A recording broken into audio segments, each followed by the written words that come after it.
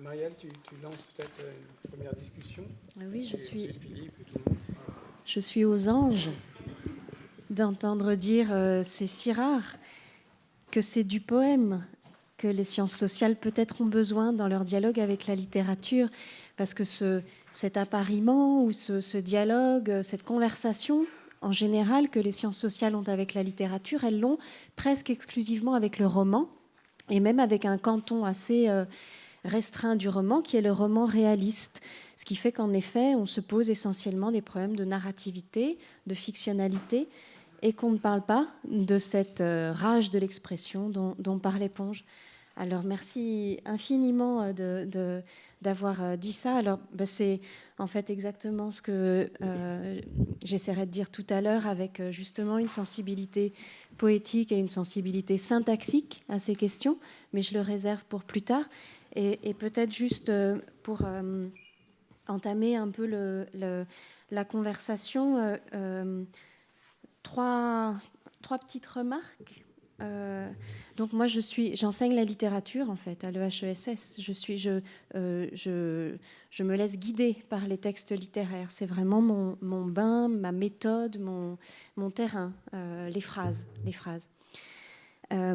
Juste la première chose, j'avais complètement oublié que le texte de Uexküll datait de 1934, c'est-à-dire de la même année que les techniques du corps de Mauss, et donc d'une même oreille pour le divers, et pas pour n'importe quelle diversité, pour la grande variété des manières, des manières d'habiter un territoire dans le cas d'Uexküll, des manières de servir de son corps dans le cas de Mauss.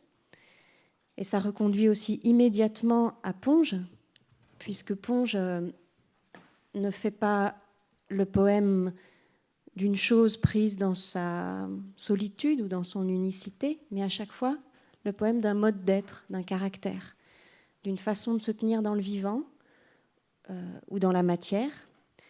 Et c'était juste pour souligner cette affaire-là, disons,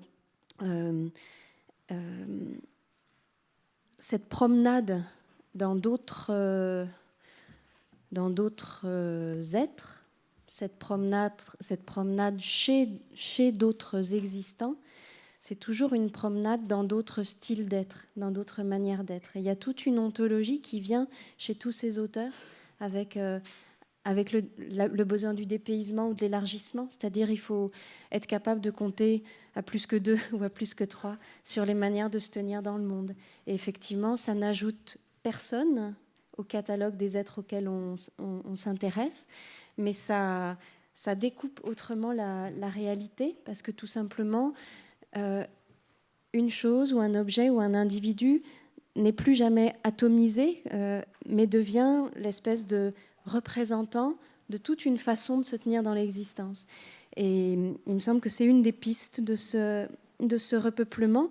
Uexküll dit par exemple que le monde de la tique, il n'est pas pauvre, alors même que de notre point de vue perceptuel, il est très pauvre, puisqu'elle est alertée par quelques signaux très ténus, la chaleur d'une peau qui fait qu'elle se laisse tomber. Mais il dit que son monde n'est pas pauvre, mais qu'il est sûr. Il est sûr, c'est-à-dire qu'il découpe avec sûreté un autre relief du réel. En termes littéraires, on pourrait dire que c'est déjà une redescription, que le monde de la tique, c'est déjà une redescription de la réalité. La deuxième chose à laquelle j'ai pensé en vous écoutant, elle est tout aussi énorme en fait, autour du terme repeupler. Alors, je l'aime beaucoup ce terme repeupler. Enfin, je vais un tout petit peu parler de mon travail. Moi, cette année, justement, j'ai fait un séminaire qui s'appelait Dépeupler, repeupler, et qui portait sur la poésie contemporaine. Et sur la conviction que l'une des opérations que tente la poésie aujourd'hui, c'est justement une opération de repeuplement, qui est aussi une colère contre des dépeuplements. Et qui a eu toute une période, la grande période romantique, et peut-être ça pouvait aller jusqu'aux années 50, où les poètes avaient une sorte de solidarité avec le mot peuple, où les poètes pouvaient être celui qui appelle un peuple à répondre à leur convocation en quelque sorte. et que cette alliance ou cette solidarité, elle est devenue tout à fait incongrue à partir d'un certain moment de l'histoire, et que ce qui se joue désormais, ce sont plutôt des opérations de repeuplement. Et j'aimerais bien vous entendre sur ce mot repeuplement, parce qu'on peut l'entendre de bien des façons et qui mérite d'être prise tout ensemble. Alors, élargissement de la population des choses considérées, en effet, c'est-à-dire aussi, ce que Patrick disait à propos de la composition des mondes, c'est-à-dire un surcroît de description, mais probablement aussi un surcroît d'attention.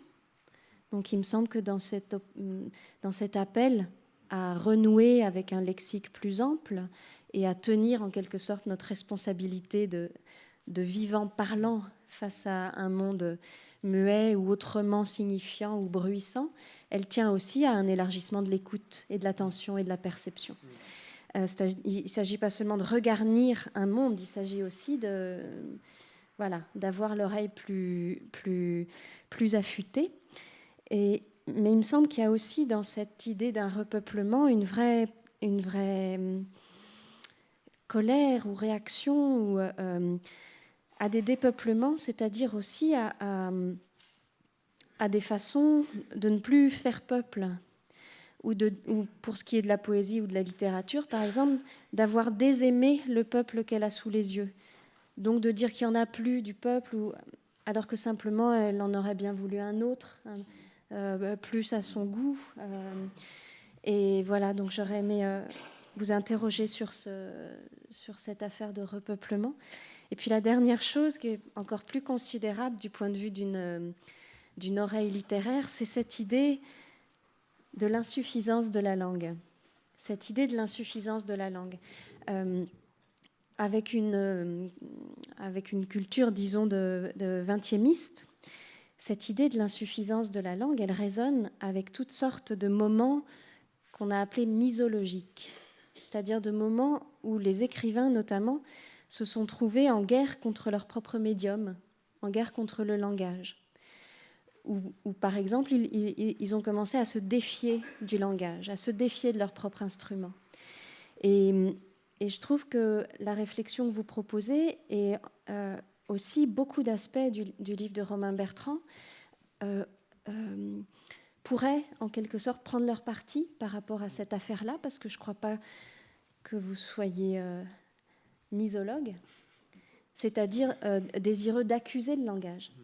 Et de ce point de vue, j'ai l'impression qu'il faudrait retenir les rênes le plus longtemps possible avant de parler de l'insuffisance de la langue, de se demander qui est en faute à l'égard de qui, et de se rappeler effectivement l'espèce de guerre que Ponge avait avec lui-même en étant en lutte à la fois avec et contre les mots, de tout le dialogue qu'il a eu avec Paulan aussi. Paulan qui refusait crûment, radicalement, qu'on accuse la parole. Il avait eu, non pas la parole, le langage ou la langue. Il avait eu toutes sortes de réflexions sur ce qu'il avait appelé, à la suite de Brice Parrain, le problème du silence du permissionnaire, de ces soldats, pendant la guerre de 14, qui rentraient et qui ne parlaient pas. Et tout un pan de la littérature s'est engouffré dans cette idée du silence pour accuser la parole, comme si elle n'était pas à la hauteur, accuser, pardonnez-moi, le langage, comme s'il n'était pas à la hauteur de l'expérience qu'il y avait à dire. Et Paulan a essayé de pousser le plus loin possible l'hypothèse, en quelque sorte, qu'on ne doit jamais accuser le langage, qu'on doit accuser ses usages ou des pertes ou des manques d'acharnement à faire avec lui. Quelque part, il nous demande de considérer l'insuffisance du langage comme notre chance, autant que notre obstacle. Il nous dit quelque chose comme ça n'est pas qu'on ne se comprenne pas quand on se parle, parce que c'est l'un des grands enjeux de cette idée de l'insuffisance du langage, c'est au fond, on ne se comprend jamais vraiment quand on se parle, parce que les mots ne seraient pas adéquats ou parce qu'on ne parviendrait pas à faire vraiment partager son expérience. il suggère que c'est exactement le contraire, c'est qu'on on se parle. On se parle parce qu'on ne se comprend pas et on continuera à se parler précisément sur cette base, non pas pour dépasser cet obstacle, mais pour habiter cet espace du malentendu, de l'approximation, de l'incompréhension, qui est justement notre espace commun. C'est celui-là qu'on a à occuper. Et je pense que tout le travail d'approximation de Ponge, il irait dans ce sens-là. Et voilà, moi j'aurais tendance à dire ça. Notre responsabilité, c'est justement d'aider les mots à être vrais. Voilà, donc j'aimerais bien vous entendre sur ces deux aspects-là. Nous, pas forcément nous. Philippe, tu veux dire un mot ou... Oui, je crois que... mais on va ouvrir une discussion un peu générale et puis ensuite on reprendra.